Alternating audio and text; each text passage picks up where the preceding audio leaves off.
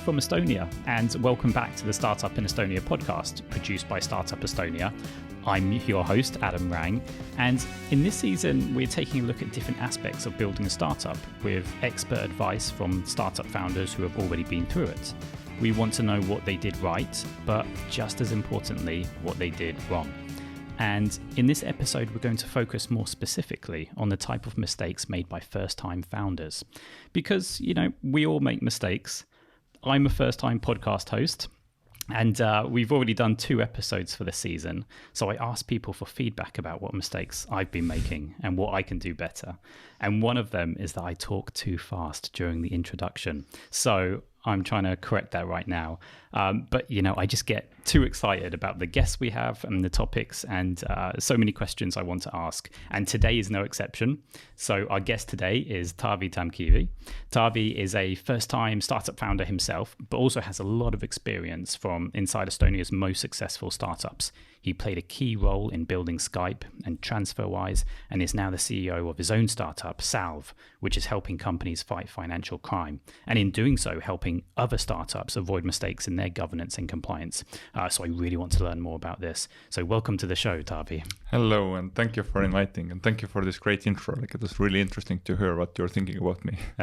No, thank you for coming. And so we're talking about mistakes, but from an outsider's perspective, the companies you've been involved in seem to have done everything right while you've been there. So, but maybe we can find a bit more behind the scenes about what happened. And actually, Taavi, can I start by clarifying? You have 4 children, is that right? Yes. And you've taken parental leave for those children as well. How do you? I have 1 child, and I find that a big challenge balancing kind of work and family life. How do you balance 4 children with your career? Well, yeah, it's a good question. It's not easy to find the right balance. But at the same time, it gives a lot of skills and tools actually to organize the rest of the life as well. Because if I know that I need to take care for my kids, I need to pick them up from school or take them to school by 8 a.m. in the morning, then I'm actually every morning early at 8 a.m. I'm already in the working mode, or I can do some sports, or I can do some other useful things. But yeah, I know that when I'm going home, then I need to focus on my family, and it's puts things into your right priority order and perspective. Is it difficult to switch off at the end of the day? You do have that kind of, you separate clearly and your work day from your personal life at the end. Well, I would like to say that, but I think my wife doesn't agree with that. So it's definitely work and life, they're mixed up, and always smartphones and stuff are close to me, so I'm checking, and my brain is generating ideas and thoughts, and it's when you're working on something that you really like, and then it's it's like a hobby. For me, it's hard to separate. Just I was thinking this morning that over the weekend I was lucky enough to go for a run for twice, Saturday and Sunday, and then during this running exercises, my brain was generating new ideas what to do at work, and I was able to write them in Slack and emails and figure out. But at the same time, I was able to spend some time with kids and play around. And over the weekend there was a grandparents day, so we visited our children's grandparents. So yeah, it's of course each of us has 24 hours per day, and we just need to select what we do and what we don't do. It's interesting because overwork doesn't necessarily mean kind of more productive, because you do need that time to kind of clear your head and think about other things in order to be more creative. And maybe kind of that's one of the biggest mistakes made by first-time founders is kind of burnout and not thinking enough about their private life as well. So maybe that's something we can talk about in more detail. That's actually a really important also for me, not to spend too much time on the work physically or mentally, because I've seen many times, and many people who have gone through this. You mentioned Skype and TransferWise and other great companies of Estonia.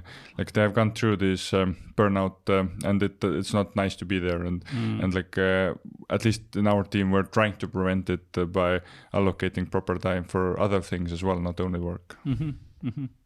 And you should definitely be commended for taking parental leave and setting a really good example to others. And I should explain to anyone kind of watching this outside Estonia that Estonia has like one of the best parental leave systems. And we call it parental leave because it can be shared between kind of either parents. And yeah, that's something I really enjoyed. Like I spent with my fourth child, I spent 9 months at home when I was still like officially employed by TransferWise. And it was a game changer for my career, actually, to take this time off. So, Taavi, your speciality has been in compliance, risk management, stopping fraud, basically all the really important stuff behind the scenes that people don't often see, but is really important for making sure the startup runs smoothly. I get the sense that it's the kind of job that kind of when it's going well, people don't tend to notice, and when people notice when it goes wrong. Like, is it rewarding work? Yeah, it's about my specialties. I'm a mathematician, actually, and I've studied probability theory and statistics, and just by accident I happened to end up in the crime fighting at Skype. And I remember so well in my early days at Skype, it was definitely a challenging job and interesting, but at the same time I felt that okay, all these cool Skypers, they're building something front end or like some technologies that our customers actually can use, and I was just sitting on the back end like fighting some crime, and it didn't have direct impact on the customers. So it was like emotionally quite hard to motivate myself to do this work. Of course, like the company helped a lot, but and kind of similar in TransferWise, like when it's like heavy focus on customer happiness and then price reduction and stuff. Like, but over the time I learned what is the connection between this like backend support functions and actually customer happiness. And when I realized and understood that okay, the company, like part of the company's success is relying on my team and like my own work, and after finding these links, it was like quite easy to motivate myself and my teammates actually to progress in our job. And so by the time you left in 2013, Skype was the most popular voice over IP service in the world, serving 1/3 of international phone calls, and it had been bought by Microsoft for $8.5 billion. Skype no longer dominates the market, and I think that's been highlighted more during this pandemic when people talk a lot about Zooming rather than Skyping. So a bit of an awkward question about your former colleagues, but kind of what went wrong after you left? Why didn't Skype continue its dominance? I think it wasn't even after I left, but actually it happened way before I left.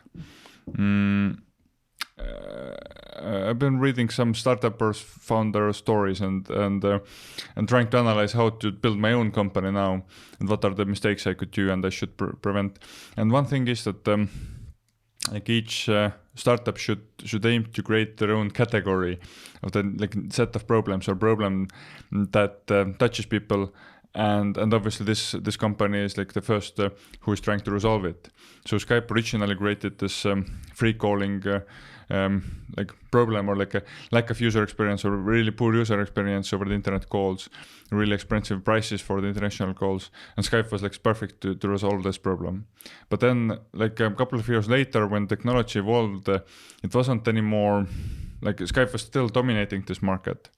But actually other competitors and other technologies picked up and they started to like not exceed Skype yet, but came close to that. And what I think one important thing that we missed as a company was that we didn't keep innovating new categories of problems that we could resolve. If you think back to 2003, Facebook, I think wasn't founded, or it was founded like around these times, but definitely Facebook as a network was much smaller than Skype back in 2005 and so. So like Skype had a great opportunity to dominate social network space, because I saw physically myself like how well connected customers we had, like what was the network of these customers, how much they were contacting and interacting with each other. They were making video calls, they were sending pictures over the chat. So we missed opportunity to grow into other huge segment or sector which wasn't existing back then, but take the lead with that. Another miss or failure we had was that we didn't enter into the fintech market. Fintech market didn't exist back then, but back in 2010 maybe, or even earlier, we had a super rich wallet, like a different payment providers, which we connected, which we offered to our clients across the world in multiple technical, all the bank accounts, all the cards, all the modern PayPals, everything, and the new payment methods came up, and everything was integrated to Skype wallet. So there was great opportunity to start dominating the whole online payments and online financial markets, not only organizing payments, but actually storing the funds. We had a currency exchange happening, so TransferWise happened maybe thanks to the fact that Skype wasn't too innovative back then. And so there were I think one or two other this kind of great misses of the taking the lead in the new area where we had core technology, we had super strong engineers, we had super big customer base who was eager to take these new things up, but we were focused only on calling, and we hit the ceiling at some stage, so we couldn't exceed from that. It's interesting. So Skype didn't move into being a financial technology company, but you did move into yourself personally did move into TransferWise, a financial technology company. And I guess it's a very similar story for you, in that it's also like a 3-year-old Estonian startup that was about to kind of really take off. But I guess working in financial technology on these kind of issues must mean all the stakes are so much higher. Well, yeah, for me personally, the stakes were higher because I felt many years that, I had done my career in Skype already, but I really couldn't see another company in Estonia which I could join, because Skype was still so cool, so ambitious, so great place to work. So I thought that, I will work there for the next 20 years or 30 years. So of course I knew that there was a long list of cool startups coming up around me, but they felt a bit too risky. At the time when it was 2013, when my former colleague from Skype, she called me and said that, Taavi, there was some risk and crime fighting work at TransferWise that you could do for us. And again, she invited me for the interview, and it was back then we had 40 people working in Tallinn TransferWise office. So it was literally much smaller than the early days Skype, which I joined. So it was huge risk for me personally. Of course, I knew Taavet really well from my Skype days, and I had some idea who Kristo was, both founders of TransferWise. But still, I wasn't, and the internal brand of the company was super strong. But when I joined the company, and then during my first working week, I was just thinking, what I'm going to do in my role, and just I can open all the doors of the banks and everything, and I say that I'm from TransferWise and they must know me.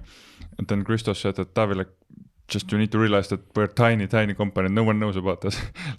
And it was came as a shock to me, because having this Skype background and great story of TransferWise in front of me, I thought that, come on, it's the same thing. We dominate the world. Yeah. But it was nowhere close to that. So that was a bit of shock that, I joined a really early phase company. Yeah. It's something we talked about in a previous episode with Ryan Rano about how to tell your company's story. And we realized that we all live in a bubble. And even though we're kind of probably sick and tired of our own company story, we have to tell it over and over and over again. Actually, just on TransferWise, who has actually done a really good job of telling their story, how they solved the problem. So they offer banking, but they're not a bank. They're a payment institution, not a credit institution. And I think the founders recently said they probably will never become a bank. Maybe would you be able to clarify for people listening, what's the difference? Why isn't TransferWise a bank but still offers banking? Well, it depends on what the term bank means to you. When people are thinking about bank, then it's a pretty abstract thing. It's actually a list of financial services that I'm getting from some organization. So I want to make a payments, I want to store funds, I want to convert currency, maybe I just want to take some loan, maybe I want to make some investments. So there is like long list of services that a bank is offering. And now the question is like what kind of services TransferWise is offering to its customer. There's a card also, like international card, and for me, like mentally TransferWise is a bank because I can do a lot of my financial operations over there. If I want to make my investments, of course, like through TransferWise I cannot TransferWise is not investing my money, or if I want to take the loan, I cannot take this loan from TransferWise. I need to like lease a car, then I need to go to the real bank what I'm using. So in that regards, I think Kristo and Taavi, they are smart enough that to distinguish the communication and actual licensing, like because in the financial entity licensing world, there are like multiple levels of licensing that you can apply for. You can be just a payment institution which is doing payments, but you're not allowed to keep anyone's money. So that's the lowest category. Or actually, in Estonia there are even lower categories. Then you can be a cryptocurrencies provider. So all this blockchain technology and these people, when they're applying for license, then usually they're starting with that. Then you can be e-money institution, which is like, yes, you can hold some funds of your customers, and then like in the end there is a bank which like is also like a retail bank which is offering to consumers a lot of things, but also there is investment banking and there is a corporate banking. So in that regards, it's not about licenses, but it's about financial services, and more importantly, what kind of problems that they see they can resolve for their customers. Like starting with currency exchange and remittance, like they found out that okay, there is a massive problems because like banks are charging like 10 times more than the fair pricing would be for these services. The customer experience was really poor. So and in the same way, like they did something very similar with the card, like payment card businesses usage, and then some other services that they keep adding. So like if they someday if they figure out that okay, loan, like giving loan or leasing is super poor, and they see how they can improve it in like 10 times in multiple different directions, then I believe that they could do also the full banking over there. But yeah, it's not a question is it bank or not, but it's more about like what are the services and what is the real value that they're delivering to the customers. And then Taavi, you left TransferWise 2 years ago, and with your CV, like you could have gone anywhere. You decided to build your own startup. What was your motivation for that? Well, yeah, actually, it was I went to home first. Like I didn't go and start my own company. As I said before, I was on paternity leave, and I didn't have direct plans to leave TransferWise. I just had to take time off to recover from the intensive 4-year period. Over there, and but during the time off, it sounds like wasn't really off. I was spending taking care for my family and like my little daughter for a long time. But during that time, many people, ex-colleagues from Skype times and some friends, started to reach out to me to ask my friendly advice about their financial risk levels, like of their companies, their banks, their fintechs. They asked, can I help them to reduce the risk of real money laundering that they might face. And it wasn't the case that they wanted me to help them to be compliant or to meet the regulator expectations, but they were really worried that, okay, if something really happens in my bank, can I really find it out? And it's something, it's not about fraud or this card fraud, which is like quite trivial in this world, but more about like if there are really large, like dirty money is moving through my bank, I really want to know that. And they didn't feel comfortable that can they really find, or can their systems find, or can their people find it. And they asked me to help. And of course, like I had some free time, and I started to help one of them and another of them, and like accidentally I had like many companies I was helping just with my skills and knowledge over that time. And then I realized that, okay, if there is this kind of demand in the market that really, really smart people come to me and ask for my advice, then maybe I could package it and maybe I could build my own business around it. So and I had been dreaming about creating my own company and becoming enterprise for a long time, and it felt the right moment that okay, I have time to prepare my thinking, like build up my services, and I don't have like hard commitments in front of TransferWise, because I was already had been away from daily work for 5 months, which meant that actually my old team, different teams that I was responsible for, they were able to handle their things without me. So I didn't feel that I'm locked into the TransferWise for anymore. Yeah. So your company now is Salv, and so what does Salv offer? Depends on who is asking. If you're if we're in the sales mode, then we're giving one answer. If we're in the cool interview mode, we're in the other. I'm giving the other answer. But basically, we are selling technology which helps banks and other financial institutions to beat the financial crime which might impact them. And beating the financial crime, it's our mission. What are exact products and technologies we're offering, we don't know yet. Of course, we have a couple of products out. People are using them, companies are using them already, but we're constantly seeking for newer and better technologies which would be more effective in this crime fighting. So in short, I could say that yes, we're offering SaaS technologies for the anti-money laundering back office platform, which covers customer risk assessment, sanction screening. Each customer has to be checked against sanction lists. It covers transaction monitoring. Every transaction needs to be monitored to measure the risk. And also we're offering data sharing platform or knowledge sharing platform for the banks, so they can exchange information with each other about suspicious customers. So these are all the tools that we're building. But yeah, more importantly, it's providing technical products which help our customers to beat financial crime, and that's something which has been missing from that market for a long time, because the whole focus goes on the regulatory side of things. Am I really meeting the expectations of the regulators? Am I doing the tick boxing properly? Which is also important. Otherwise they couldn't have license and they couldn't keep their business running. But it has become evident over the last couple of years that being compliant is not enough. Fulfilling legal expectations, it's necessary but not sufficient to beat financial crime, because criminals know really well, these are smart people. They're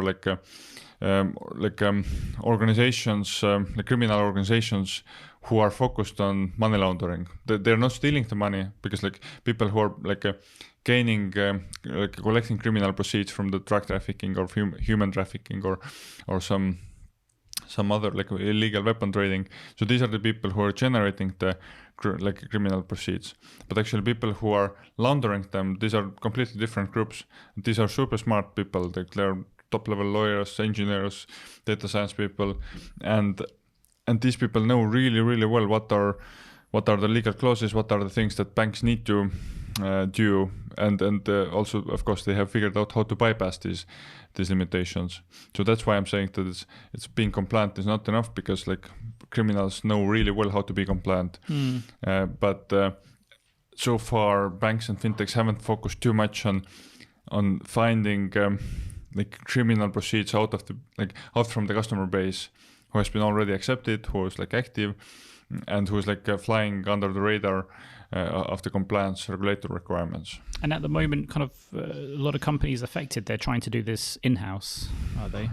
Well, yes, starting companies are usually trying to do it in-house, which kind of makes sense, that you cannot buy everything in. For bigger players, they are using some old legacy technology providers. Both of these approaches have their own downsides, because if you're a small company and trying to build something new from scratch next to your core services, then there is question of prioritization, question of knowledge. You don't have enough resource to build high quality products.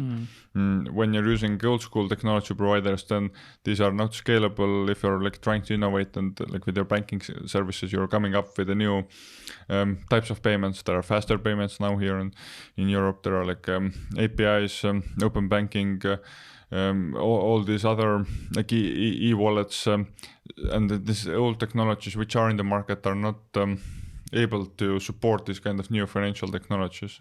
And more importantly, as I said before, that like these classical AML tools which are embedded in the banking system, they are not enough because these banks and fintechs are still working in the silos. Like each company is independent, they're having their own products. Is it like, are they good or bad products? It's a different question. But criminals, they are controlling the whole network. They are seeing what are the like financial service providers in the market. Criminals are deciding, the criminal groups are planning through whom they should send their proceeds between them, the banks or between the fintechs, and like even mathematically, it's not possible to have the like single entities to fight against the network. So like there's need to create the network which can beat the criminals network. So that's like second level of like technologies that we're now building is like helping banks and fintechs to build a network which helps to beat the criminals networking. So this is fundamentally about data, is it? You have a better overview of the data in order to spot the patterns across the kind of industry being targeted. Yes, data. That's the only thing I can do actually, because like back from my banking career and Skype career and TransferWise, I was enjoying the position that I had a holistic view of, especially in Skype and TransferWise, I had a like global view of payments, customers, events which are happening, and I was able to connect the points between different regions, different customer groups, different. So it was like a super fun and luxury position to work with a really huge databases. But now, like I realized that most of organizations don't have this luxury. They are working in the local branch data or like local country data, and that's it. They cannot join data points across multiple banks or across multiple regions, or maybe even across multiple products of their own internal data. And yeah, like finding patterns, finding collisions, like finding missing data points, some conflicts of data, and so on. So there are like multiple things that this unified data can bring to the table. The main problem until now has been that like thanks to we have Bank Secrecy Act and we have GDPR, which are like really critically assessing what kind of technologies should be used or what kind of exact conditions this data can be shared between institutions. That's where things get more difficult. That it's not only about data, but me as a customer of the bank, as I said before, I want to trust the bank, and I want to trust that they're not giving my data away to other banks just to do some random checks. So this has to be like really critically thought through, like what data points and what kind of technology and what kind of cases can be shared between these entities. And I've seen your office is the Salv office is right next to TransferWise here in Tallinn. So have you kept good relations? Yes, definitely. It reminds me. I think it was a Christmas card that we draw on our windows, because I was just literally watching into TransferWise windows, and we like prepared a large poster which we pulled out behind our window, and sent greetings to our old colleagues at TransferWise, and it got some fun. But yeah, it's definitely really good to be part of the campus in Veereni Street, which is next to TransferWise, next to Bolt, which is another huge cool company, and many other firms over there. And just to have a chat with old colleagues over the lunch, gather some ideas, challenges, meet some people who want to invest, or meet some other cool startups who need investment or advice. So this a small ecosystem of like companies who are working physically in the same area, it's like extremely important. So where did the finance come from for Salv? You mean the investments? Yeah. Yeah, it was interesting. As I said, we started originally with offering our services, not our technology. And this it was like maybe misleading for me, because I saw that the offering services brings in a lot of easy money, because there are like large companies who have big problems, and they are willing to spend a lot of money to get someone who advises them or helps them to resolve these problems with the skills. So basically we earned quite a lot of like revenue in early days when we were offering services, and originally it was like bootstrapping for us. Like we were like from these earnings that we made, we were able to build technology and products on the back end. At some stage we decided that okay, it's not enough, it's not anymore okay to offer services because it doesn't allow us to focus fully on the product development, and without this split or Swift, we cannot build a really scalable company. So we had to get rid of the services, and we had to get rid of the revenue that we got from these services. At this point, we had some prototype ready already, like some people were using the product, and then we went to real investors. Actually, I went to investors earlier before that. Like I had like 6 month forecast that okay, like or 9 month forecast that by that time we will run out of money. So I just started to chat and introduce myself in various investor communities here in Estonia. Again, we have a lot of angel investors who are coming from Skype and TransferWise and other places. We have VCs who are like relatively new, like a couple of years old. Some of them are older as well. Then I reached out to London community. Again, like all the like our current investors from London, Seedcamp and Passion Capital, but like tens of other VCs. I reached out to them just to tell who I am, what I'm doing. Same happened with German market, VC market. They actually found us, not vice versa, but from Berlin and Frankfurt, people who are looking. So, and at some stage I was just meeting with them. I didn't raise money. I just wanted to introduce. Somehow I realized that the story of like Skype and TransferWise and crime fighting and our mission, it really, and also the team, by that time we had I think 10-15 people in the team, strength of the team, it really caught people's attention, and it was a quite no-brainer for them to say that yes, I want to invest in you. And then the story started to circle around, and at some stage I think 3 months after I started this VC discussions, then people started to call me and write me, and inbound contact volume was pretty huge, and it still is pretty huge. So just I think the key was to create some attention and some FOMO effect in the VC market, and after that I didn't need to find myself any more investors, but they found me, and then it was like a question of making the best selection from them. How important is it to get experience in other startups before you launch your own? Because I do know some people who just want to go straight for it kind of at a young age or without too much startup experience themselves. And, you know, sometimes they do well. What's your advice on that? Should people spend more time working for other startups, seeing what kind of problems, how they're solving problems first? Well, yeah, there are definitely some super talents like who can build really like massive companies like from scratch without having any experience, but like Bolt founder Markus Villig is a great example. Very founder Kaarel Kotkas is another example. So there are these kind of talents, but not all of the people are like that. And then of course like we would like to be maybe. So for me, like in my case, I was spending like almost 15 years working as a specialist team lead in the small and large organizations. And it's not about like working in startup before founding your own company, but it's more about resolving really complex problems, preferably in the global scale, seeing how teams are grown around you, how the culture is built, how difficult challenges are getting resolved.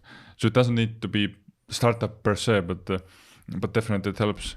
And all these learnings I gathered consciously or unconsciously into my head from my previous career helped me to kick off my own company.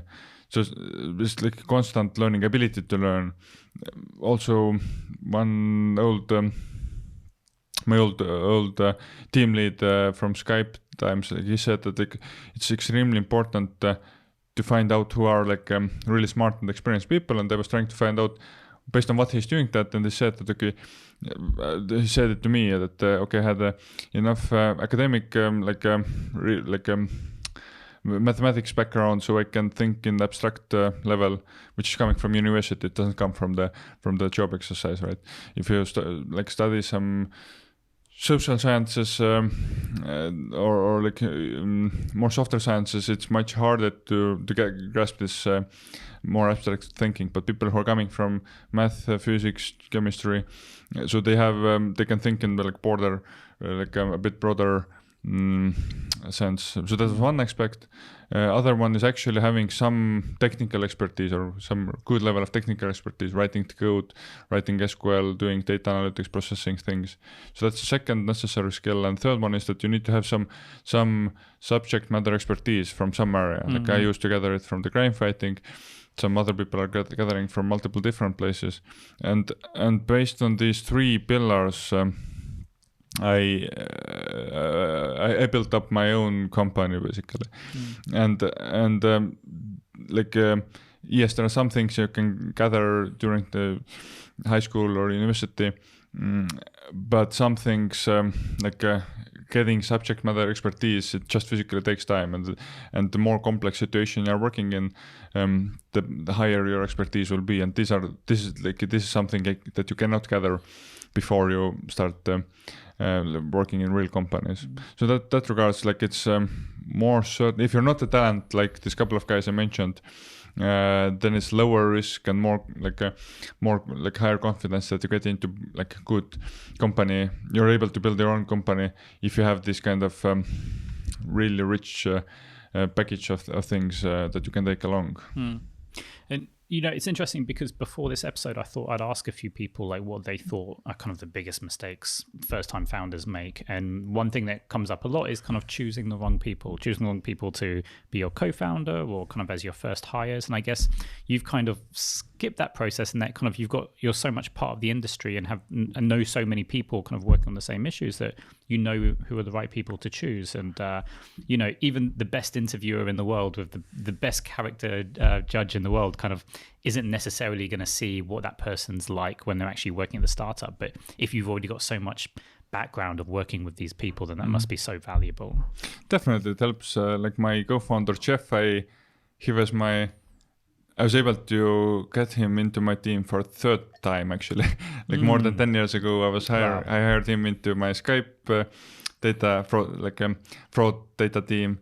Then a few years later, I convinced him to join the TransferWise team, and another few years later, I was lucky that I managed to convince him to join me as a co-founder. And same with other co-founder Sergey. We had worked at TransferWise in the same team or neighbor teams for many years. I know exactly who this person was and why I know that he can help me. But also, it's I think one learning. Is that I have learned about myself, what are my weaknesses when working with people, and in order to I can try to improve and reduce these weaknesses, or I can focus on my strengths and gather some people who can actually cover my weaknesses.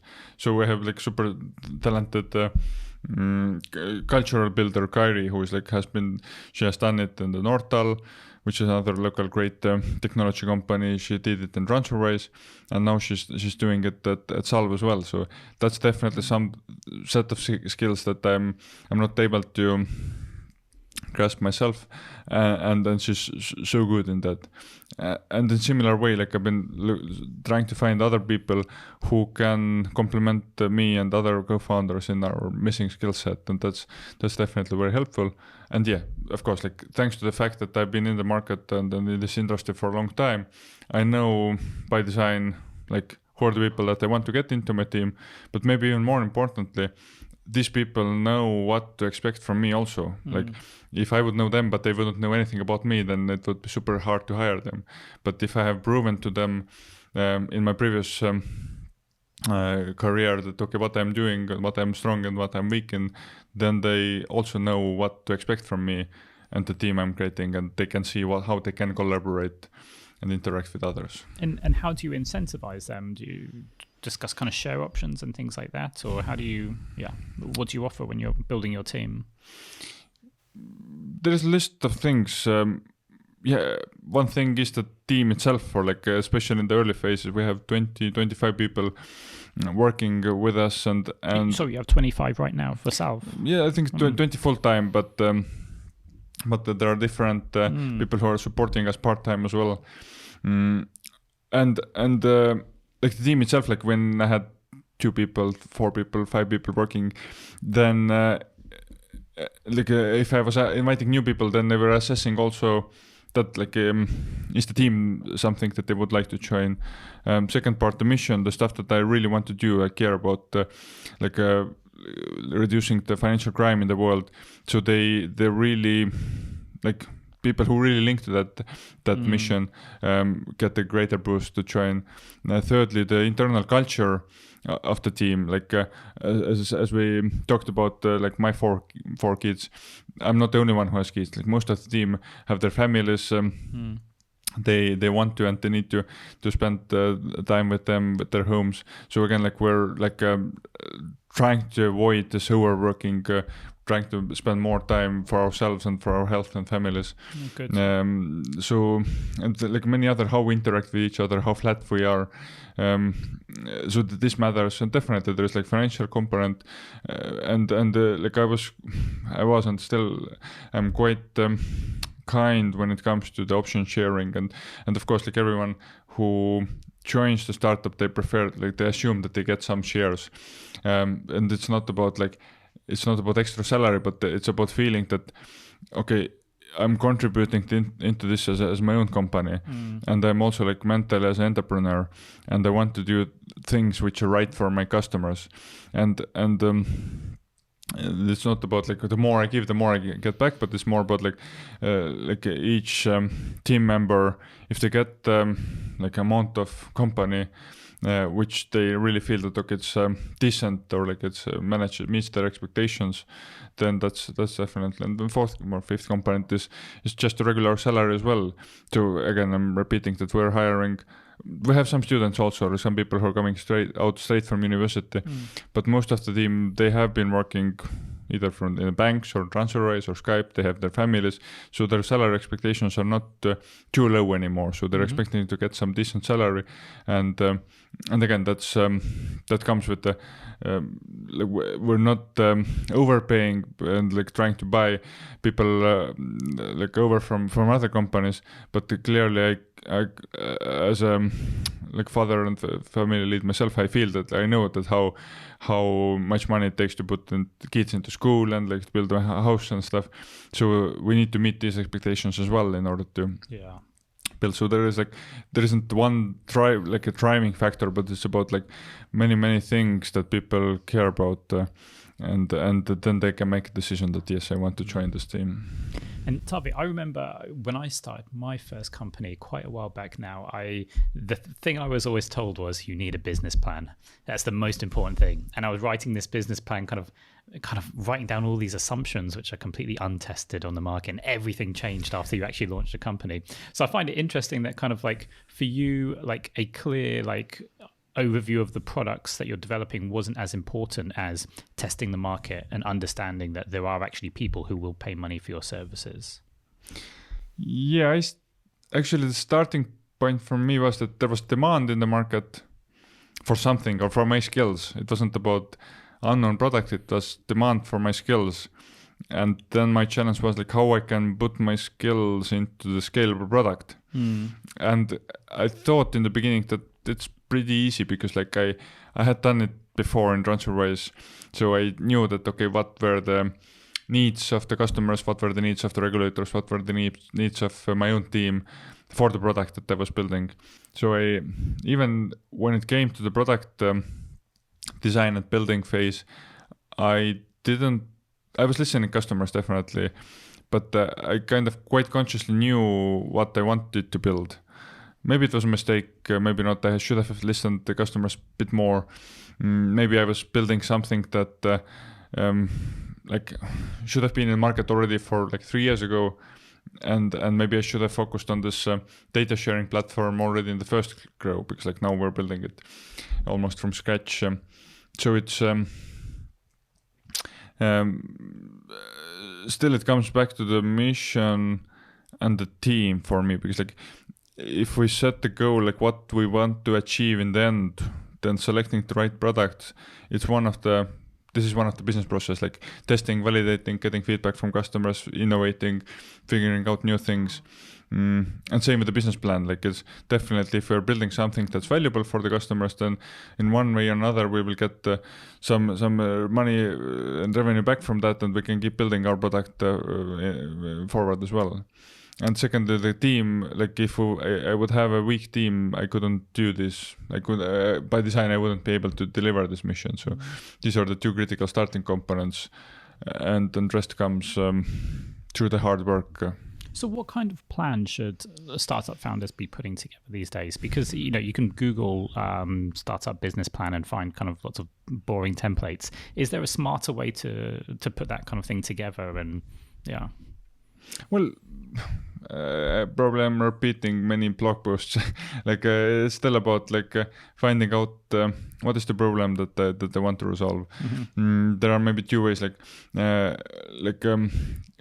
there existing market, the existing tools and products, and do I want to make it better, like 10 times better than the existing stuff is doing, or am I able to create new category of things, as we talked about Skype, like who created international like internet calling, or Facebook who created social networking, or Google who created like information gathering from internet. So like these are like and definitely it's much more motivating and opportunistic to build their own category, define it, which means that you understand what is the problem that exists, but no one has been able to verbalize it even. And when you verbalize it and make it clear for people, and then start building your products around that problem set, this is something that will increase likelihood of success. Because like if you're working with taking goal, like if you're trying to improve the existing system, like just doing it better, you take one legacy provider and other legacy provider and building some cool API between them. Yes, there is some people who would pay for that. But this is not the way how Skype was built or how TransferWise was built, and not the way how I'm trying to build. That was my learning. But as I said, like it's hard to say is it mistake or was it mistake or not. But I started to fix something that I saw was broken, and I was like coming up with a better product, but originally didn't come from something completely different. And when startups are very young, they can be very flexible and everyone knows each other. Over time, I guess people don't know each other and you get more rigid processes and protocols and approvals of how to do things. Is it inevitable that kind of as startups grow, they become more complex and more kind of process based, or is there a way to kind of keep that flexible culture as you grow? Well, there is no yes or no answer for that. I think it's if you do it in the right way, then the growth is not that painful. If you are keeping your like cultural things or cultural basics, or if you're trying to keep them in place for a long time, then the company itself is more stable in that regard. Like I think again, when thinking back to Skype and TransferWise, then in that regards they were like selected very, very different routes. Skype's internal culture changed very rapidly after I think the sales to eBay, and then sales to Silver Lake, and then sales to Microsoft, and it kind of somehow became more and more corporate, and the internal culture changed quite rapidly. Like visible, the face of the Skype was still cool and young and free food and like a lot of parties and stuff, but actually work-wise it became more and more like boring. Whereas in TransferWise, like thanks to the fact that this culture was built in a different way, still TransferWise has today I think 23,000 people, and it's not as cool and disruptive as like 7 years ago when I joined them. But still, it's comparing to Skype at the same age or same size. Like TransferWise is way more cooler and startupish than Skype. So again, like which doesn't mean that it's like as same as like company with 50 people, but it's still possible to keep this human friendly culture if you focus on that. But it needs focus and stability. And Taavi, like data has always been kind of really important for your job, kind of particularly in kind of compliance and risks. But then data is also useful for marketing and product development. Some startup founders might think they don't have the time, kind of, or resources, the skills to analyze all the data they need to. Kind of, what are companies missing out from by not having a clear overview of their own data? I always, when I'm advising myself the young companies, I'm asking them not to over-prioritize this data stuff. Okay. Like it's rather like tool, not the thing in itself.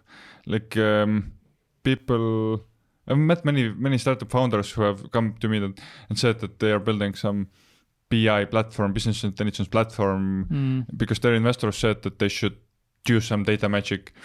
And then I was like asking, okay, why do you want to do this, or why do you think it's why did they ask it, and why do you think you need to do this? And in the end, it boils down to the question like, what are you trying to achieve, or like if you're trying to understand your customer worries, maybe you know them already, or like if you want to understand the behavior of your customers, like why do you want to know the behavior of the customers, and asking, okay, what is the challenge that they have, or what are the things that I don't know. And then figuring out, okay, how or from where I can find answers. And yes, data is like my favorite place where to look for the answers, but it might not be the only one. So quite often this data stuff is like over prioritized because you need to trust your gut feeling also.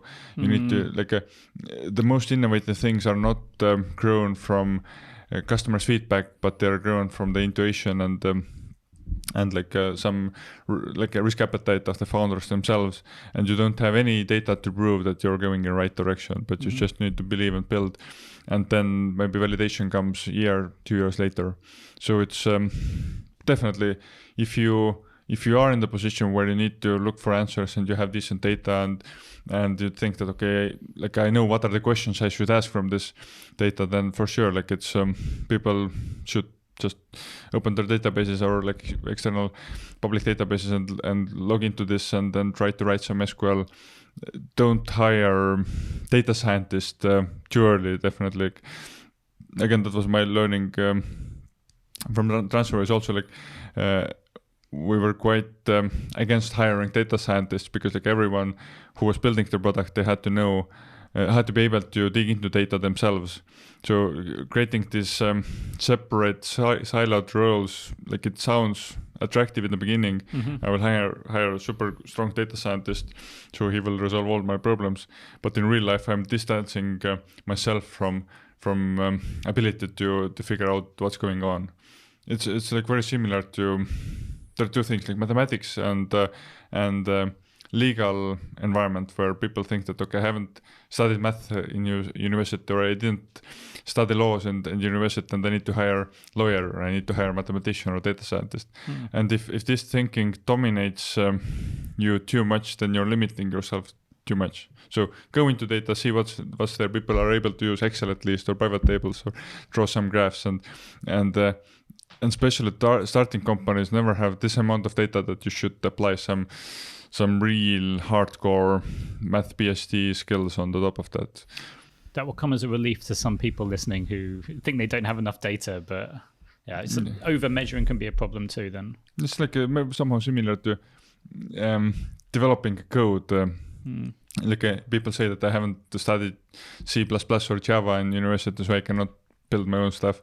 But actually this writing things into algorithm or like into the programmable code is just maybe the very last phase of the software development. First you need to figure out what you're building, speak with customers, validate, and draw some like images, write algorithm down in the like written English, just a logical way what this stuff should do, defining the user stories, and like when you have done all the prep work, then writing it into code, that's maybe the easiest part, if you know exactly what to build. So it's the same with data. Like if you have gone through this whole thinking procedure, what are you trying to look, in the end, you do it yourself or get someone to help to do. But this data science itself shouldn't dominate the direction of your business. What was the biggest challenge for you kind of moving into the CEO role for the first time? It was Good question. I haven't even thought about this as a challenging problem. Like I've been saying that the smallest company I was, I have been before founding my own company. It was like 50 people. TransferWise was 50 people. So I knew how to grow, how company grows from 50 to 2,000 and from 100 to 2,000. But I didn't know how to grow it from 0 to 50. So that was like the blind spot for me. So I'm still in the middle of that. And I'm learning why it was quite, but in the end, so far it has been still quite straightforward for me. And one thing I'm really thinking is like people get surprised or discuss, at least here in Estonia, that why Estonian startups success rate is quite high comparing to Silicon Valley, maybe, where people are like trying out, it doesn't work, let's start another one. Over here people are taking more, like maybe more responsibility, or like they're taking more time to test and validate and rebuild it again, and they're more committed to the plan, and I think it's coming from our roots, like where people like it's like farmers, like owning your farm, or like being like master of your own little or small home. Like I'm living in countryside, I have my own farm. Okay, I'm not growing there anything, but I'm acting as a king, or like master of this place. So I see that if something is broken, I need to fix it. If something should be built here, I need to put my time and effort and take responsibility to build it. I need to prioritize constantly. I have limited amount of resources. Okay, I have a lot of interest groups myself, like my family, my friends. So where I should make these investments. I know that each building has their own life cycle, and this kind of mentality, like how to be a master in your farmhouse, that's quite easily convertible into the building your own company, because you have limited resources, you have limited skills, resources. You need to be very smart, like where you put your focus, effort. You cannot simply throw it away, because like there is on the back of our brains, there is like long-term thinking that if I throw it away, like what happens next, or like it's not that wild cowboyish thinking that okay, I throw it away, see what happens next. So this kind of sustainability and master thinking is something that I think has helped me, at least, to build my own company. So I'm not taking as a like let's see what happens. And how useful was kind of Estonia to the success of like Skype and TransferWise? What do you think Estonia offered them, and why did you decide to kind of start your company now in Estonia as well? Well, it's in one hand concentration of the smart technology people. It's not number of them, but it's about like frequency or like closeness of them. So like we all know the story that core founders of the Skype were the classmates. They used to go into same class. At TransferWise founders, Kristo and Taavi, they met in London because they were part of the small Estonian community. Yes, they're physically in London, but the small Estonian community kept together. And it's like if I would compare with the like Indian community in London, there is like it's like 1,000 times bigger probably, and they don't know all the Indians who are living here there. So it was like easier for them to find each other and then come up with the plans. The like size of the market, it's for me, it's like super. I really enjoy that all the banks are like CEOs of the banks are close to me. Like heads of the central bank, ministers, everyone is like so reachable, so open, so positive. People are mentally, they are, even in the government sector, they are ready to innovate things. Friendliness, openness, like knowing people through the network.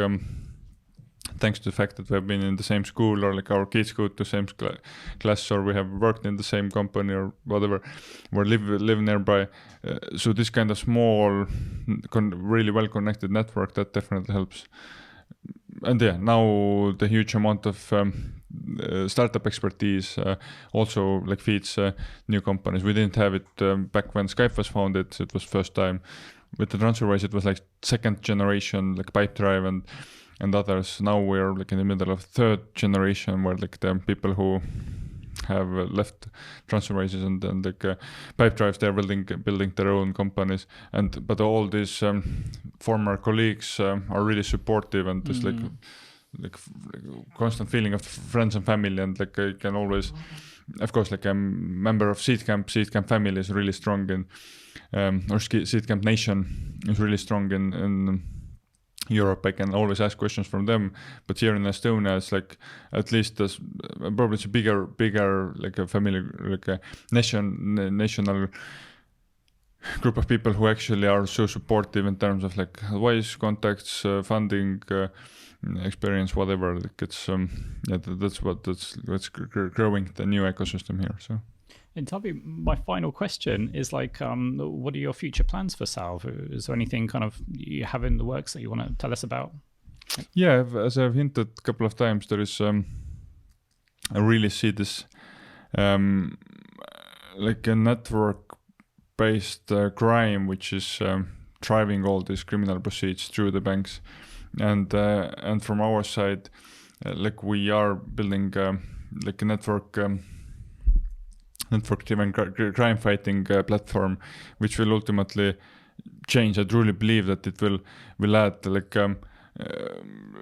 top layer crime fighting capabilities to the banks and fintechs, and then ultimately that will probably change the balances. That's a technology which at least would allow banks to be on the equal level with the criminal gangs, which today they are definitely behind because they cannot speak with each other, and there's no this kind of common knowledge base that they could share. But like we are in the middle of building and piloting new technology, which hopefully will change the life of the criminals much harder, and then for the banks it will simplify the fight for them. Good. Taavi, we're really honoured that you came in here to discuss Salv with us and give your advice. You're doing really great work, setting a good example, and also kind of helping our business environment become even more trusted and helping other companies as well. So thank you very much. Biggest takeaway from me is the idea that, there's an advantage to going to work for other startups first, getting experience. It's not necessary, but it's certainly very valuable. But most important thing is just get on and do it. Kind of like if you're going to start a startup, then you need to kind of start earning revenues and test that actually people will pay for your services before you kind of write really detailed plans. Thank you very much. And what is your website for people who want to know more and might be interested in your services? Yes, you can look at salv.com, salv.com. Simple enough to check what's going on over there. Brilliant. Thank you very much. Thank you for inviting me here. And you've been listening to the Startup in Estonia podcast, produced by Startup Estonia. And we'd love to hear what you think of the show. So use the hashtag Startup in Estonia on social media. Thank you very much for listening. Bye-bye.